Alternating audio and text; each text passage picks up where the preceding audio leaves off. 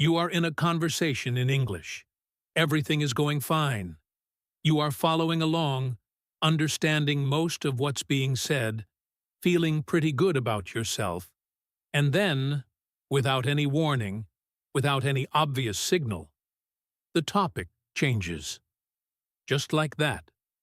One moment you were talking about the weekend, and the next moment someone is asking about a project deadline. Or you were in the middle of a serious discussion, and suddenly the whole mood lifted, and you were talking about something completely different.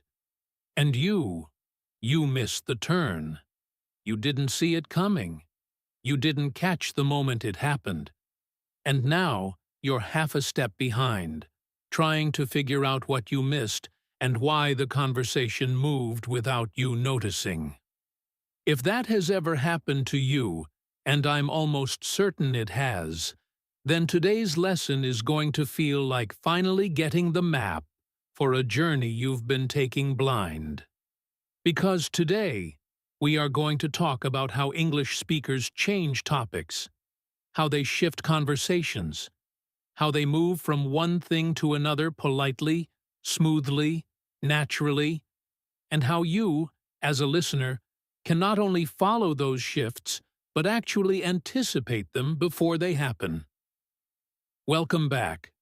I'm Alex, and this is English in Fluency, the channel where we take the real, living, breathing English language and make it make sense.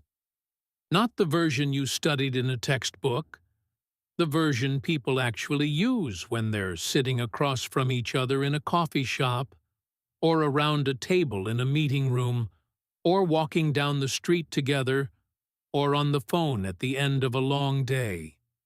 Real English. Human English. The kind with all its texture and flow and unexpected turns. And topic changes, what linguists call topic shifts, are one of the most common and most important features of that real human English. They happen in every conversation. Every single one, and learning to hear them, to follow them, to understand why they happen, and how they're signaled is one of the skills that will genuinely transform your experience of listening in English. So let's get into it. Let me tell you about the people we're going to spend time with today. Our main character is a young man named Liam.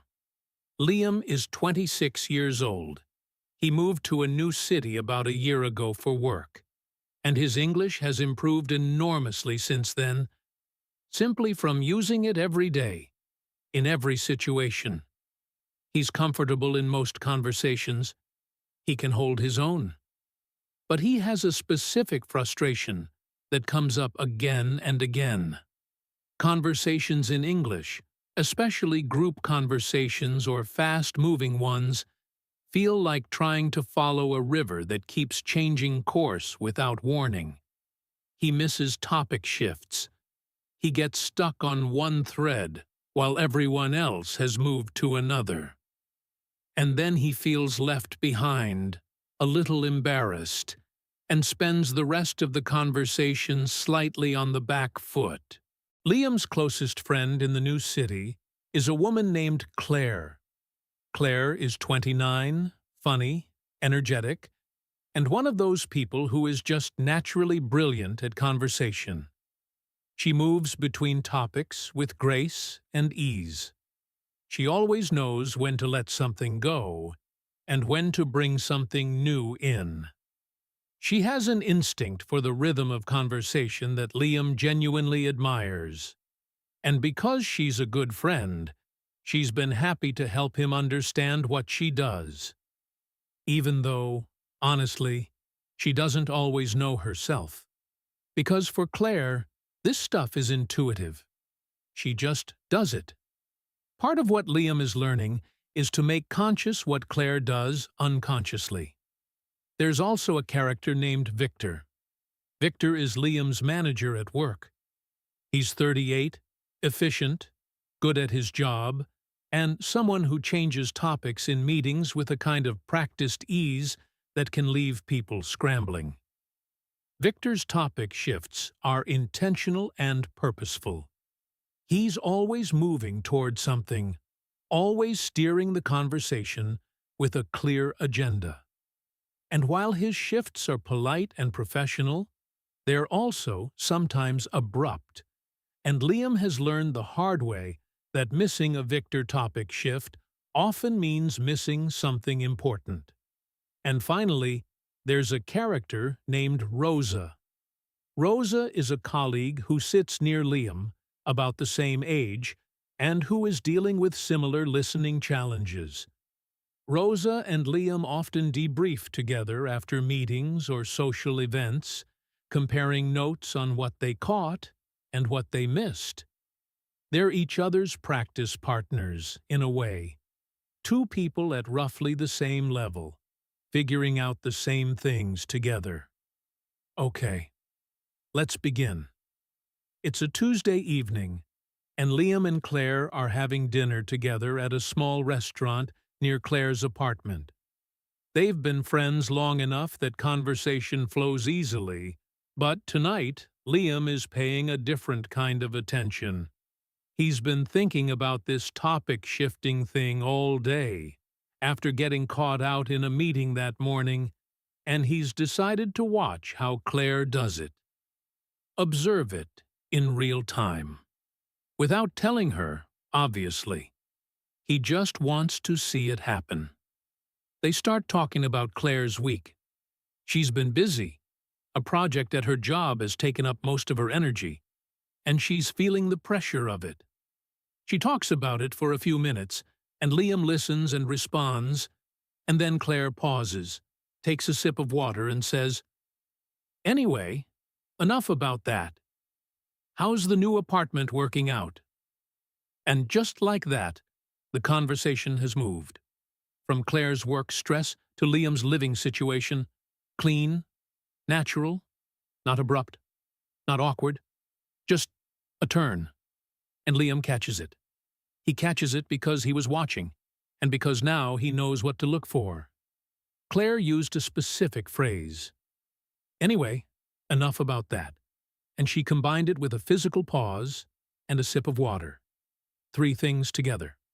The phrase, the pause, the action. And collectively, those three things said, "I'm ready to leave this topic. Let's go somewhere new." He asks her about it later, casually, over dessert. He says, "Do you ever think about how you change the subject in a conversation?" Claire looks at him like this is a slightly odd question. "What do you mean?" He says, "Like, just now you said, 'Anyway, enough about that,' and moved on. Is that something you do on purpose?" Claire thinks for a second. "Not really. It just felt like we'd said what we needed to say about the work thing. I didn't want to keep going on about it." Liam nods. "But you used that specific phrase. Anyway, enough about that. Why that one?" Claire shrugs. "I don't know. It felt right. It kind of closes the door on what we were talking about without making it weird." Liam says, "That's it exactly. Closes the door without making it weird." And this is the first fundamental thing about topic shifts in English. In most cases, a polite topic shift does two things simultaneously. It closes the previous topic, signals that it's done, it's finished, we don't need to go further, and it opens the new topic in a way that feels natural rather than jarring. The closing and the opening happen almost at the same time, and the specific phrases and techniques used to do this are what we're going to spend most of today learning to hear. Let's look at the most common closing phrases first, because these are the signals that a topic shift is coming. When you hear these, you know the conversation is about to turn. Anyway, possibly the most versatile topic shift word in English. It signals, "I'm moving on." Whatever was being discussed is being left behind. Anyway can close a topic with warmth, with humor, with briskness, with relief, all depending on the tone of the speaker. But the function is always the same. We're leaving this. We're going somewhere else. So, used at the beginning of a sentence with a slight rising intonation, is another powerful topic shift marker. So, what are you doing this weekend? After a serious conversation is a classic use of this. So, in this context says, that topic is resolved, or at least paused, and I'm bringing us somewhere new. It's a pivot word. It faces backward and forward at the same time. Anyway, and so are probably the two most common spoken topic shift markers in English, but there are many others. Moving on another note, speaking of which, that reminds me, by the way, actually, before I forget, while I have you, changing the subject slightly, this is a bit random but completely off topic, but I meant to ask you. Each of these phrases serves the same essential function. It signals a shift, but each has its own specific flavor and its own specific use. Moving on is more formal. You'll hear it in meetings and presentations used by someone steering the agenda. By the way, signals a casual, slightly tangential addition, something the speaker just remembered or wants to include. That reminds me creates a bridge. It links the new topic to something in the previous topic, even if the connection is loose. Before I forget, signals urgency. The speaker is worried about running out of time and needs to get to something specific. Speaking of which is a pivot that explicitly connects the new topic to the old one. It says, because we were just talking about X, here is Y, which is related. And then there's a whole category of topic shifts that are even more subtle. The ones that don't use a transition phrase at all, but that signal the shift through other means. A pause, a change in posture, a look around the room, a clearing of the throat, a slight laugh. In spoken conversation, especially in informal settings, topic shifts often happen without any verbal marker at all. They rely entirely on nonverbal signals and on the listener's sense of conversational rhythm. And these are the hardest shifts to catch. But also, once you start noticing them, the most interesting ones. Let's move into the next day, Wednesday, and look at what happens to Liam at work. Because the professional context brings a completely different set of topic shift signals, and they're worth examining separately. Liam's team has a morning meeting with Victor. There are 5 people in the room. Victor is running through the week's priorities. He moves efficiently through each item on his mental list, and Liam is following along well. Better than usual, he thinks, because he's been paying attention to transitions. Victor talks about a client deadline, confirms who's responsible for what, and Liam catches it. Victor's posture shifts very slightly. He puts down his pen. He looks up from his notes, and he says, "Right. So that's the deadline side of things. The other thing I want to cover today, and this is important, is the situation with the Marsh account." Liam hears every signal in that sentence. Right. A closing marker, brief and brisk. So that's the deadline side of things. A summary phrase, wrapping up the previous topic and labeling it as finished. The other thing I want to cover today, an explicit announcement of a new topic. And this is important, an emphasis marker that tells everyone in the room.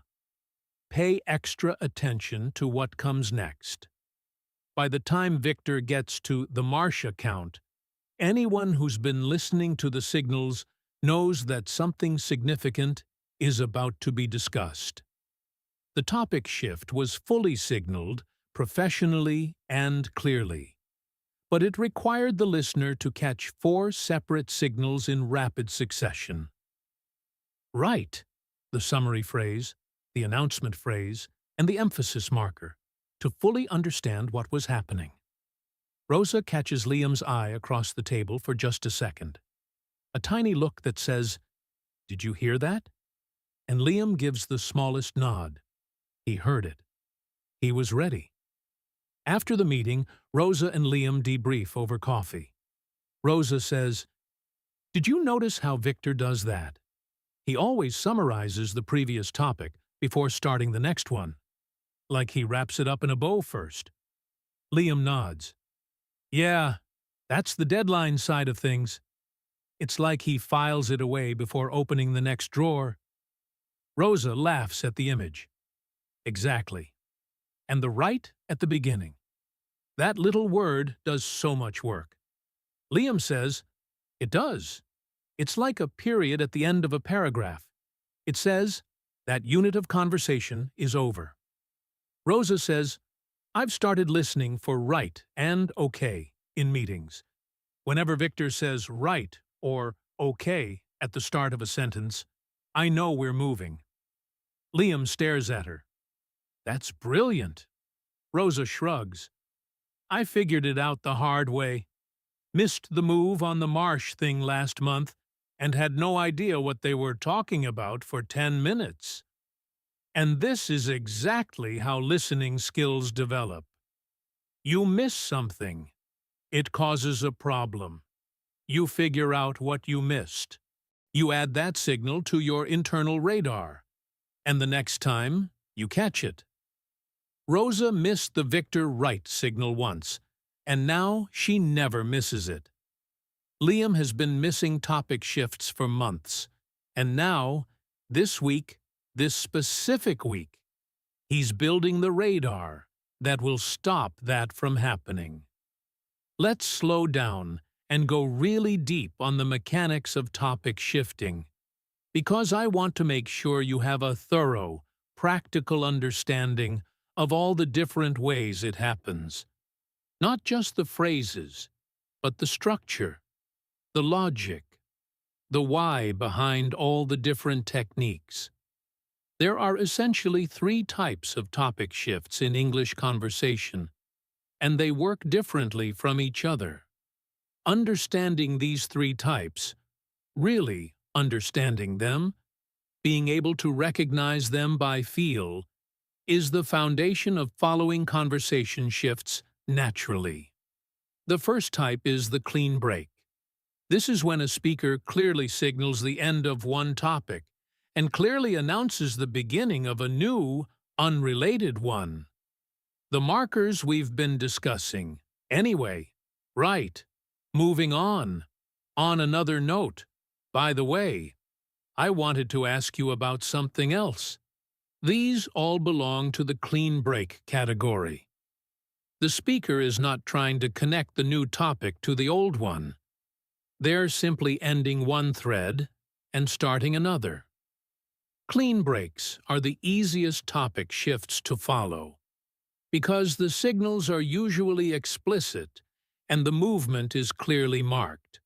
But you still have to know what the signals are, or even a clean break can feel like a sudden jump. The second type is the bridged shift.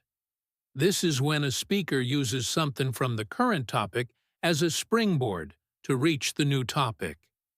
Speaking of which, that reminds me, that makes me think of, actually, while we're on the subject, oh, that's funny. Something similar happened to me. These are bridge-building phrases. They say, because of what we were just talking about, here is something related. The bridge can be strong, genuinely connecting 2 closely related ideas, or it can be very loose, almost a pretense. Sometimes, that reminds me introduces something that has almost nothing to do with what it was supposedly reminded by. The connection is a courtesy, a social lubricant, a way of making the shift feel natural even when it isn't particularly. but the signal is there. That reminds me tells you a shift is happening. Whatever comes next is a new topic. The third type is the stealth shift, and this is the hardest one. The stealth shift happens without any explicit verbal marker. The speaker doesn't say "anyway" or "speaking of which" or "by the way." They just move. Often they combine the end of one topic with a question that opens the new one. "Yeah, work has been crazy. How's your mom doing?" The first sentence ends one topic. The question opens the next. No bridge, no transition marker, no announcement. Just a natural flow from one to the other, the way water moves over rocks. Stealth shifts rely heavily on the listener's understanding of conversational rhythm, on the sense that a topic has reached its natural end, and it's time to move. And developing that sense of rhythm is one of the deeper, more rewarding aspects of getting really good at English listening. Now, let's go back to Liam, because there's a scene I want to show you that involves all three types of topic shift happening in one conversation. And this is a scene that 6 months ago would have completely lost Liam. But today, with everything he's been building this week, he manages to follow it. Not perfectly, but mostly. And that mostly is real progress. It's Thursday evening. Liam, Claire, and 2 other friends, a couple named Ben and Yasmin, are all having drinks at a bar. The 4 of them together create a fast, energetic, overlapping conversation. Topics move quickly. There is no agenda. There is no victor steering things with professional precision. It's just 4 friends talking, and the conversation follows its own organic logic. They start talking about a film they've all seen recently. This goes on for a while. Opinions fly. There's a little argument about the ending. Ben makes a joke that everyone laughs at. And then Yasmin, while the laughter is still settling, says, "Oh, speaking of bad endings, has anyone heard about what happened to Sam's company?" Clean bridge shift. She used "speaking of" to link bad endings in a film to bad endings in real life. Slightly loose connection, but it works. The bridge is built. Liam catches it and follows. They talk about Sam's company for a few minutes. It's a bit of gossip, a bit of genuine concern for someone they all know. And then Ben says, "Anyway, on a lighter note, we're thinking about doing a trip this summer. Claire, would you be up for it?" Clean break shift. Anyway, on a lighter note. 2 markers at once. Anyway, closing the previous topic, and on a lighter note, flagging the emotional shift, signaling that what comes next is going to be more cheerful. Liam catches this one too. The trip discussion takes over for a while. Where? When? Who can make it? How long? And then, in the middle of a sentence about possible destinations, Yasmin suddenly says, "Oh, I meant to ask. Liam, how's the new place? We never actually heard how the move went." Stealth shift. No, anyway. No, speaking of. Just, "Oh, I meant to ask," which is a memory-based transition, a signal that this is something that was waiting to come up, and then directly into the new topic. Liam catches it. He smiles. He answers. And here's the thing. A month ago, he might have caught 1 out of 3 of those. Tonight, he caught all 3. Not because he was working hard or concentrating so intensely that he couldn't enjoy the conversation. Just because he knew what to listen for. The signals were always there. He just couldn't hear them before. After the evening ends, walking home, Liam thinks about this. He thinks about how much of conversation is structure, patterns and signals and rhythms that feel natural because they're used so consistently. And he thinks about how once you know the structure, the naturalness of it doesn't go away. It actually becomes more enjoyable because you're not just following along hoping you don't get lost. You're participating in something you understand. You're part of the rhythm instead of chasing after it. Now, I want to spend some time on something that I think is really worth understanding, and that's the emotional dimension of topic shifting.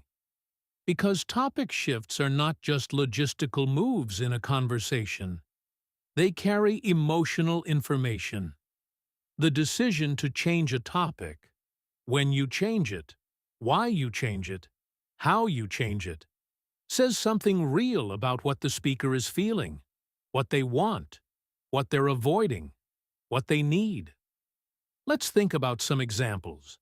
When someone uses a very abrupt, minimal topic shift, anyway, with a very flat, quick delivery, moving on almost before the word is finished, that abruptness is often a signal that the previous topic was uncomfortable. They want out. They've been on that topic as long as they can manage, and they need to leave it. The quickness of the shift is the message. It says, "I'm done with this. Don't follow me back there." On the other hand, when someone takes time to close a topic carefully, that's really been on your mind, hasn't it? I'm glad you told me. Anyway, how are you doing otherwise? The care in the closing is its own kind of message. It says, "I heard you. What you said mattered. And now I'm gently moving us somewhere that might be lighter, because I want you to feel better." That kind of topic shift is an act of emotional generosity. And then there are topic shifts that are really about discomfort. When someone is in the middle of a sensitive discussion and they suddenly say, "Oh, actually, completely different topic. Did you see that thing on the news?" That abrupt pivot is almost always about discomfort. The person is escaping something they weren't ready for. And a good listener notices that. Not to force them back to the difficult topic, not at all, but to understand that the shift happened for a reason, that there's something unresolved there, and maybe later, when the moment is right, there's an opportunity to return to it. Understanding the emotional dimension of topic shifts makes you a more empathetic listener and a more considerate conversational partner. Because you stop thinking of topic changes as purely mechanical events. Someone finished one thing and started another, and you start thinking of them as human events. Someone needed to move. Someone was done with something. Someone wanted to offer relief. Someone was protecting themselves. The shift is never just about the words. It's always also about the person behind the words. Liam gets a real personal experience of this on Friday.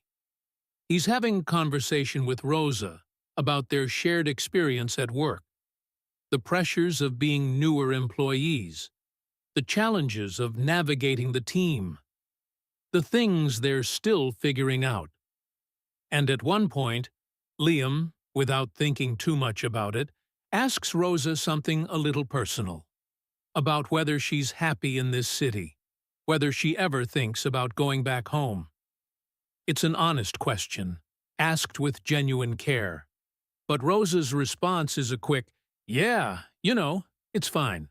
Hey, do you think Victor wants us to send the Marsh report today, or can it wait until Monday?" Clean break. Very fast. No, anyway, no, speaking of, just a direct pivot to work. Liam hears it. He recognizes it. And he doesn't follow her back. He answers the work question naturally. The conversation moves on, and they have a perfectly comfortable rest of their conversation. But he notices the shift. He knows what it meant. It meant that question went somewhere I'm not ready to go. Not because she's hiding something necessarily. Maybe she just doesn't have the energy for that depth of conversation right now. Maybe it's something she thinks about privately and doesn't want to discuss at work. Whatever the reason, the message of the shift was clear. Let's not go there. And Liam respected it. Later, he mentions it to Claire on the phone. Not as gossip, just as an observation about what he caught. He says, I asked Rosa something personal, and she shifted topics really fast. And I noticed it this time. I didn't push. Claire is quiet for a second. That's actually really significant, she says. Most people, when they miss a topic shift like that, they follow the person back to the topic without realizing it. Like they keep pulling on the thread. Liam says, yeah, but she clearly didn't want to go there, so we didn't. Claire says, that's good listening. That's actually really good listening. And it is. Because good listening isn't just about catching what's said. It's about catching what's not said. It's about hearing the redirect and knowing when to follow it. Topic shifts, in this sense, are not just logistical tools. They are invitations. An invitation to follow someone to a new place in the conversation. And part of respecting another person as a conversational partner is understanding when to follow the invitation gracefully and when not to pull them back against their will. Let's do our practice section now, because you've heard a lot of theory and a lot of story today, and I want to make sure you leave with practical tools you can use immediately in your real listening life. The first exercise is what I want to call marker hunting. The next time you listen to any English audio, a podcast, a movie, a YouTube video, any conversation, focus specifically on topic shift markers. Every time you hear anyway, so, right, moving on. By the way, that reminds me, speaking of which, actually, oh, before I forget, or any of the many other markers we've discussed, note it. You can pause the audio to do this, or just keep a mental count. The goal is to start noticing how frequently topic shifts happen and how consistently they're signaled. Most learners, when they do this exercise for the first time, are surprised by how often topic shifts occur and how clear the signals are once you know what you're looking for.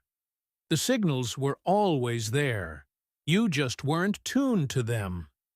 The second exercise is bridge building practice. Take two completely unrelated topics, let's say cooking and traffic, or weather and work deadlines, or a film you've seen and a friend you're thinking about, and practice building a bridge between them using a transition phrase. Speaking of cooking, it reminds me of this thing that happened with a colleague at lunch. Actually, while we're talking about the weather, it makes me think about how this summer's going to affect the outdoor project. The bridge doesn't have to be strong.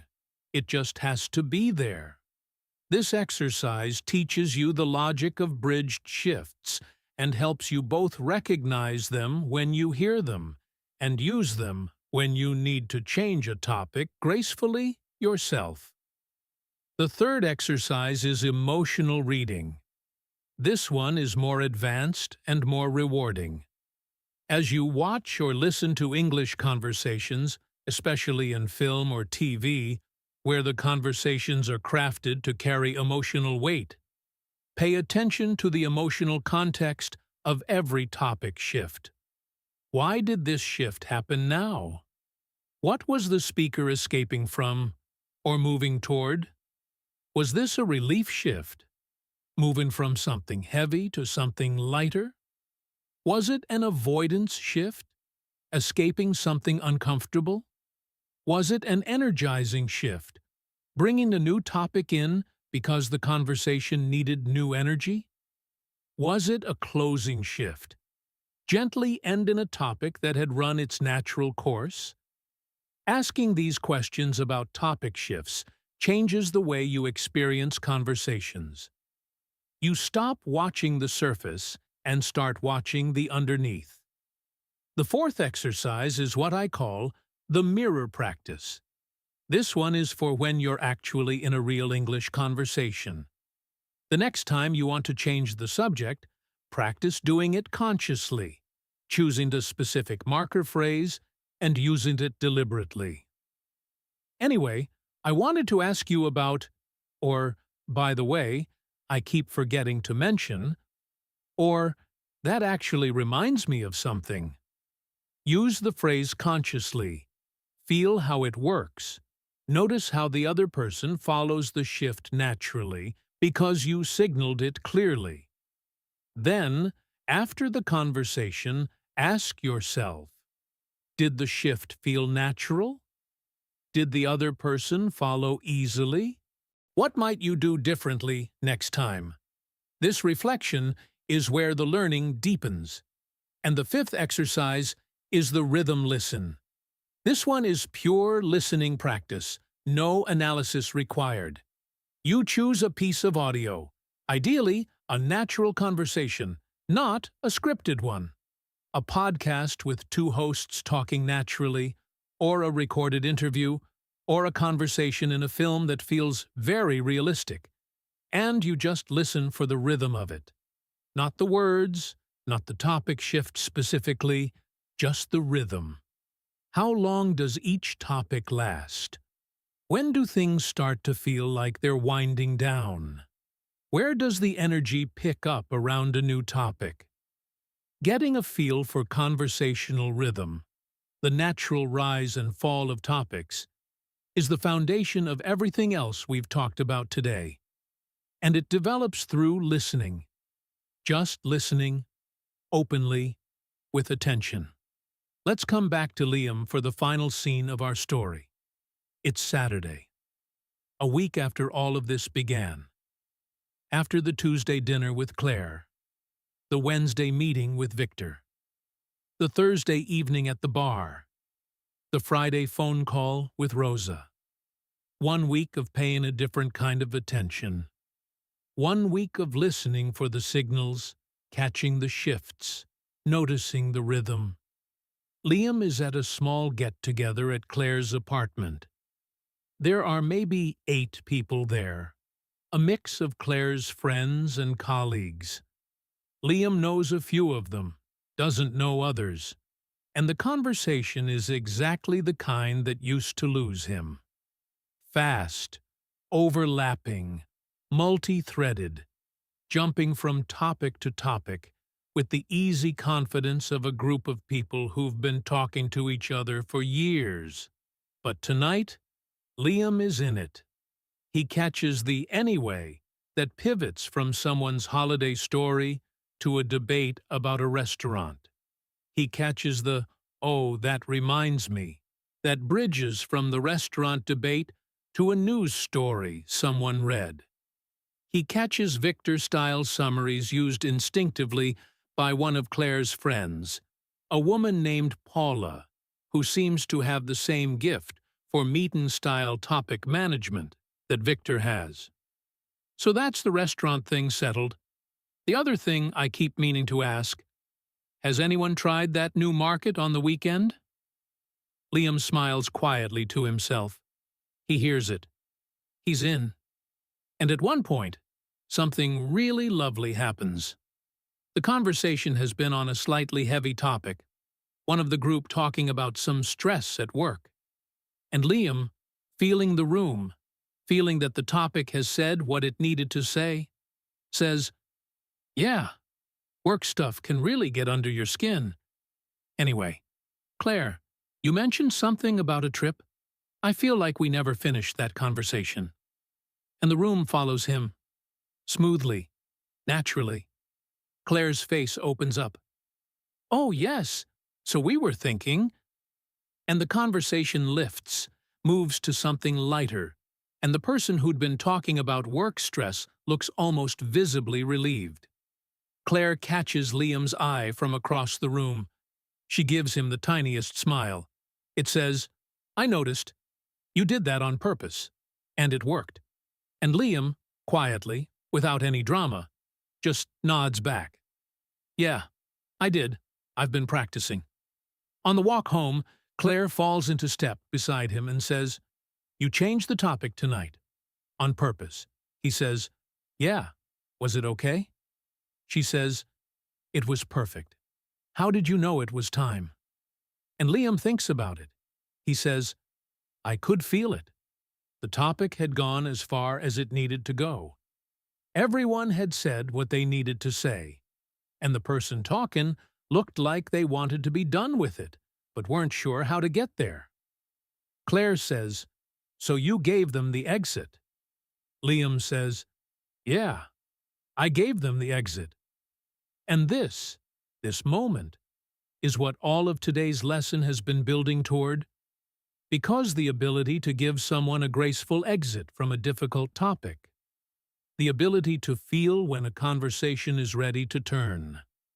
The ability to take the wheel gently and steer toward something new without anyone feeling pushed or rushed or abandoned. This is not just a language skill. This is a human skill.